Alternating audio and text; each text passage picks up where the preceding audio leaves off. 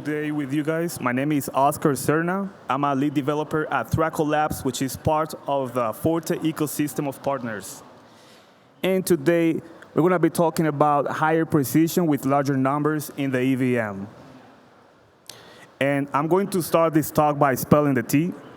$2.2 billion were stolen from DeFi protocols last year alone. And a good chunk of these hacks were due to precision issues in the math. For example, the Onyx protocol in September of last year got hacked through a rounding issue of a very small number that was magnified by a flash loan, and that's how the hacker got to steal $3.8 million. You can find many examples like this, like the Raft protocol that even went through many audits with top-of-the-line auditors like Trail of Bits and Hats Finance, and they still got hacked. So going through audits is not a guarantee that your math is safe. That is just to say that the precision in the EVM is paramount. But don't worry, we have been working really hard to make the EVM a safer place for math-dependent applications, and that's what we're going to be talking today.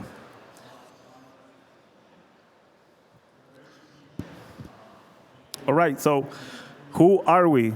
I mentioned earlier that I'm part of Thrackle Labs, and you can think of Thrackle as a company focused on helping people to build successful blockchain economies. We're working closely with Forte in this regard, and as such, we have been developing AMMs among other products, and that's why we have been so involved with math. However, what we have found is that the mathematical tools at our disposal are not enough to guarantee good precision, and that's why we have been developing our own tools, which is what we want to share with you guys today. All right, and as I mentioned, we are part of the Forte ecosystem of partners, and what we do is we serve developers across the entire Web3 sphere, from those working with real-world assets and stable coins to DeFi platforms and gaming studios, ranging from independent developers to industry giants like Zynga and Jam City. All right, now let's get straight to it. This is just one example of the math that we do. As you guys can see, it's a complex equation. This is just C of n. It's just one example. However, a lot of things can go wrong with the precision in this equation. There is a lot of things involved. This is pretty much a hacker's dream come true. All right? I'm not going to get into details here because I don't have much time. But just know that there's a lot of things that can go wrong here. All right, so this is just a refresher. Most of you guys already know this, but what are the main challenges when dealing with math in the EVM? As you guys know, the EVM is an integer math beast, so there is no concept of fractional numbers, and Solidity pretty much is the same way, right? There is no concept of floating points or fixed point math in Solidity. We do have a fixed point type, but it is not implemented yet. So we pretty much don't have it yet, right? And that is pretty much where all of these rounding issues come from. The fact that we don't have a way to store or express fractional numbers in a safe way. That's what hackers take advantage of to steal your money. And another constraint of the EVM is that it is a 256-bit architecture, which is, and the math in the EVM is modular, which is really cool, and it allows you to do a bunch of stuff. But if your numbers start to grow larger than 256 bits, then you have a problem. However, as you guys can imagine, already some projects have been working on this, and this is just an example of the state-of-the-art of the EVM as it is today. We have a bunch of fixed-point math libraries. Most of them work with 18 decimals. Some of them work with 27 decimals. Solidity is just one of them. And the fixed point math is the most popular way of doing math with fractional numbers in the EVM. We also have floating point libraries like the ABDK, which implements a very popular standard in computers for floating point numbers by the IEEE. However, floating point numbers are not very popular in the sphere because most people think they are just imprecise or not safe for the blockchain. And we also have libraries like the UN512, which pretty much allows you to do math with numbers larger than 256 bits, but smaller than 512 bits. So pretty much what I'm trying to say here is that we have tried to overcome these limitations of the blockchain by developing these kind of libraries. However, what we have found is that if you want to do crazy math like this, then these tools are probably not enough, or it's going to be very hard for you to have good precision with them. So that is exactly why we have been building our own solutions, and we want to give them to you today, guys. We have built two solutions. We have built the UN1024 and the Float 128. So I'm just going to start with the UN1024, and it is noteworthy, worth noting that this is 100% an integer math solution. And the concept of this library is really simple. Just like the UN512 library, this library allows you to do math with numbers as large as 1024 bits. We actually built on top of the UN512 library because it uses very, very cool math number theory concepts like Chinese remainder, Helsing's lemma, Montgomery reduction, which we extended. We also implemented our own algorithms that we developed. And what is very cool about this library is that it's very powerful when you couple it with fixed point math. So why is it so powerful? Because this way you can store as many decimals as you want, and your precision can be very, very, very high, even if you're doing math like this. So all of the sudden, with the UN1024, you can do a very, very straightforward implementation of pretty much any equation that you can imagine. All right, so let's go straight to how to use this library. This library, we decided to build three types. As you guys can see, these types are pretty much like the sizes of the numbers that we can manage. So you have the UN512, the UN768, and the UN1024. And we also are showing how to use them. In this case, we have the subtraction case. You can use the struct version, or you can use the unpacked version. The reason that we have both versions is because with the structs, this is the more usable way of using the library. However, it is also the more gas expensive way.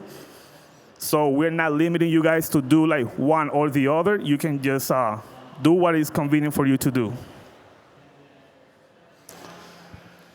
All right, and real quick, let's go to the pros and cons of this UN1024 library. So as I mentioned earlier, the pros are that it is perfect to couple with fixed point math libraries. It also has exact precision in all mathematical operations.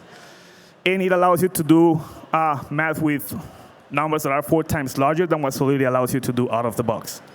However, there are some downsides. As you guys can imagine already, one of the downsides is the gas consumption. The truth is that the larger the number, the more gas it costs to do operations with it, as is expected. We have made it very efficient, but it is still something to consider, right? Another con that we have is with this library is that different types make it a little bit cumbersome to use in some cases, and I'm going to explain a little bit better this. So because you need some type in the inputs, and you might return other types in the output, you're going to find yourself writing equations in a way that is going to be like, if you implement an equation that is like A multiplied by B plus C over D, most likely you're going to end up doing something like A multiplied by B, save the result, add plus C, save the result, divide by D. And the reason is a different type. So if you multiply a UN512 by another UN512, your result will be a UN1024, and that's pretty much the reason that you have to do things like that. All right, so those were like some of the reasons why we also decided to explore other options. And we decided to explore the floating point solution, and we created actually a library to manage floating points.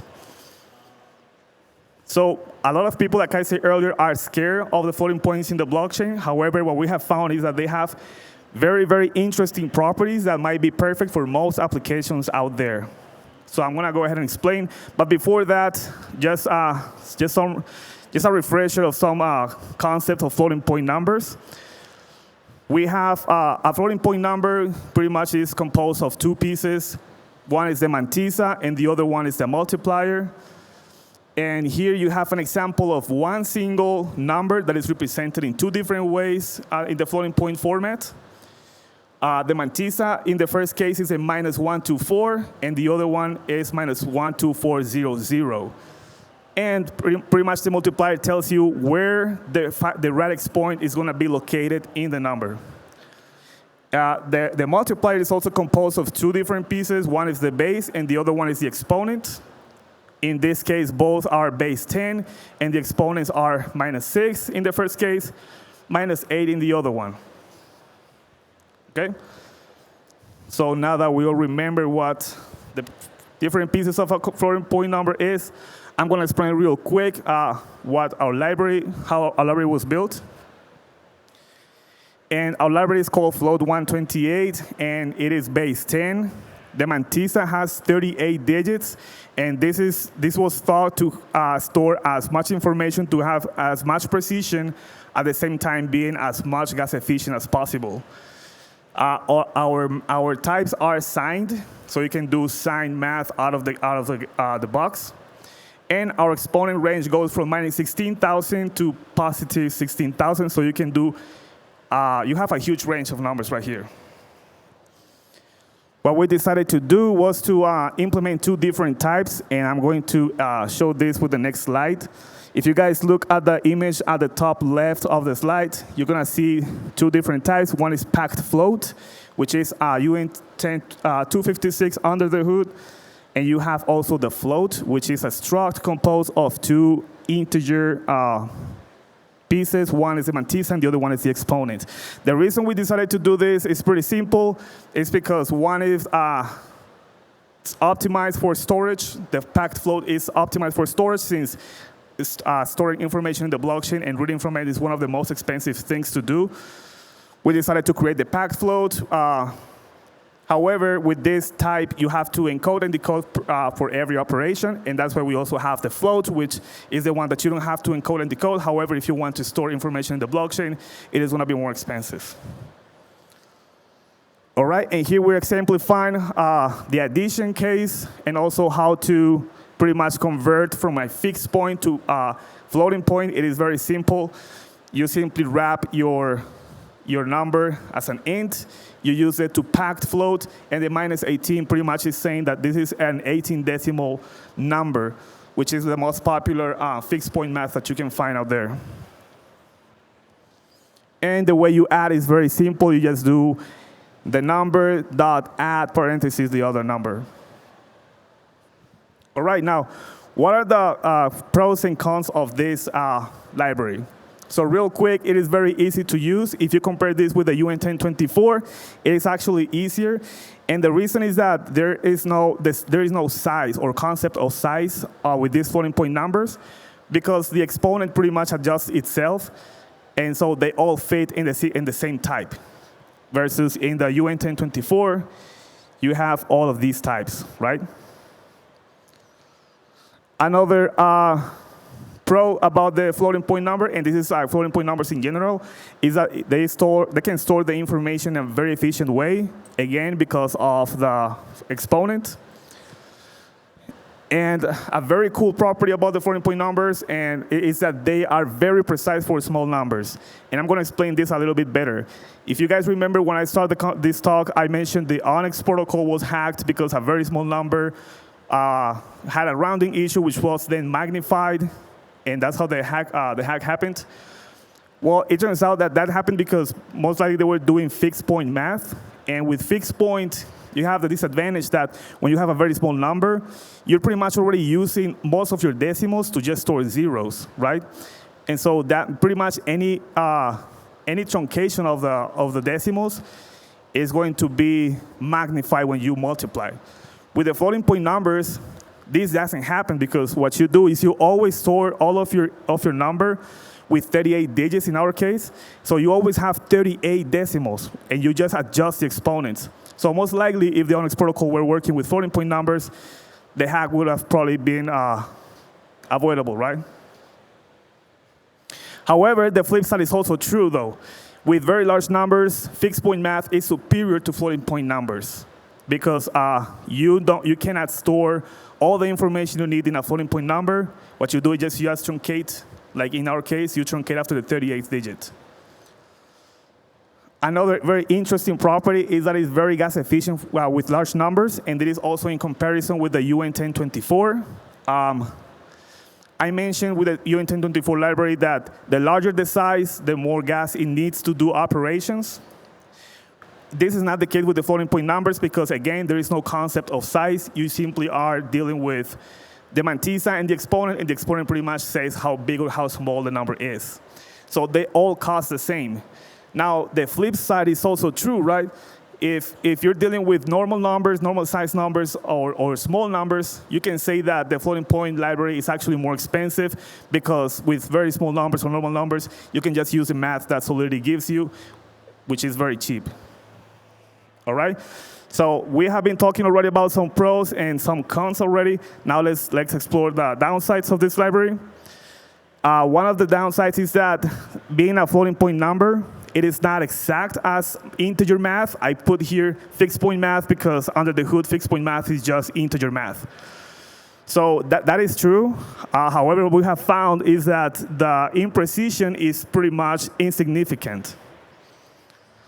Also, numbers with more than 38 significant digits will lose precision. That is a case that is mostly related to our implementation of the floating point numbers. And the reason is, I mentioned earlier, if you have more than 38 digits, you pretty much truncate it and you lose that extra information. However, again, that information is considered insignificant for precision. And the last point is something that I already explained. It is not very efficient in gas terms for small numbers because you can do operation with small numbers with Solidity very, very cheap. All right, and I'm just going to mention this. It is an edge case. I'm not going to go into details here, but just know that if you're dealing with math, subtraction is very, very dangerous for your precision. The reason is that if you have a very huge number, and if they're very, very similar, all of the most significant digits are going to cancel each other, and it's going to leave you with the least significant digits, which are prone to have the least precision. So, actually, fixed point math is superior to floating point math in this case. However, there are tricks that you can do in your equations to make it safe also with floating point numbers. All right, and as promised, we are making public our libraries. We want people to start using them. We're actively working on them as we speak. And you guys are welcome to submit PRs to the libraries. We are still maintaining them. And what's coming with these libraries, right? So with the UN1024, we still want to do more optimization in our algorithms. And in the Float 128, we are still adding some functionality. And we're also thinking about increasing the amount of digits that the mantissa can hold and going from 38 to 71 digits to make it very, very, very precise. Like, this is going to be like very, very precise. However, it comes with the cost of more gas consumption. So we're thinking of how to do it very precise, but at the same time, very gas efficient. All right, and that's it from me, guys. I just want to remind you that the CTO of the company, if you guys are interested on why we're using so much crazy math, right? Well, we're building AMMs, as I explained earlier, and tomorrow the CTO of the company, Neil, is going to be giving a talk about updating AMM to bootstrap liquidity in a stable manner at Captain Ethereum stage at 5 p.m. Thank you very much.